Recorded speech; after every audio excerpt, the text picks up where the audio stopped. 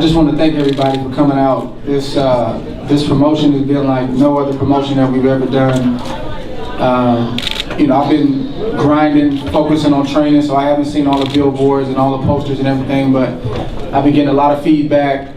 The weigh-in yesterday was unbelievable. I've never been at a weigh-in in my hometown like that. I mean, it looked like a mega fight. Like, it was a ton of media. It was packed.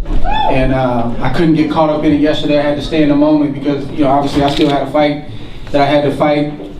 But this was huge. This was big. And it was against a big-time opponent on a big stage on HBO against probably, the biggest crowd that I've ever had here at home. So it was either rise to the occasion or get my belts taken, and I didn't want to go home without my belts. I take nothing away from Chad Dawson, Gary Shaw and his team. I mean, it was intense leading up to this fight, but as it should be, because it's a lot at stake. Chad is trying to feed his family. I'm trying to feed my family, and in this business, I've said it once and I'll say it again, a loss, it's a lot of repercussions for a loss in boxing. It's not like other sports where you can take your time and recover and play the next game and everything will be okay. So it's a lot at stake. So I take my hat off to Chad. He risked a lot coming down to fight me. He called me out, and you got to take your hat off to Chad for that. He has nothing to be ashamed about. Chad Dawson is still the light heavyweight kingpin, in my opinion. That stage in my career when you're fighting guys that you don't know where they come from, they got everything to gain, nothing to lose. That's the hardest stage in a career. I like this stage when you're fighting other accomplished champions because I feel like personally I rise to the occasion. And as a champion, you got to rise to the occasion every time out. I mean, you can ill afford to have a bad night in this sport. And that's what I tell myself when I'm training. Training camp was we trained hard like we always do, but we had some trees. We had a lot of trees in camp this time, 6'2", 6'3", 6'4". We went through 8 sparring partners this time. We've never had that many. And we got a bunch of different looks, and I was ready. I was ready, and I felt like if Chad Dawson beat me, I'll take my hat off to him, but I knew it wasn't going to be easy for Chad, and it wasn't easy for me either, regardless of what it looked like. So I just thank everybody for coming out. I'm glad we pulled it out and we did it in a major way tonight. A lot of people in boxing right now, everybody's knockout hungry. Everybody wants to knock out, but I tell people that you can still entertain without getting a knockout.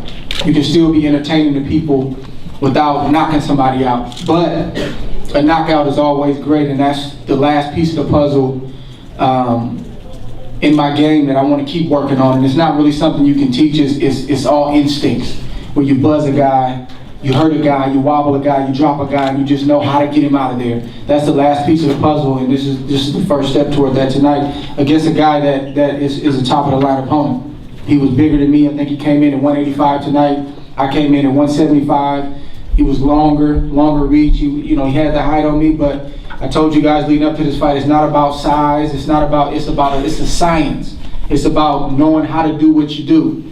And just like Carl Froch and a lot of other people, I don't know, maybe I just look like this, but he said that he underestimated my speed, he underestimated my physical strength. And he got in there and he saw that it was a lot different than what he anticipated. And that's what's part of what brought me through tonight. Everybody knows that Chad has a great jab, and me being a shorter fighter, we want to try to take his jab. We wanted to try to take his jab away, and you do that. You can do it several different ways, but one way is jabbing with him, and we did that. And when I got away from the jab a couple rounds, my coach, man, I got a tremendous coach.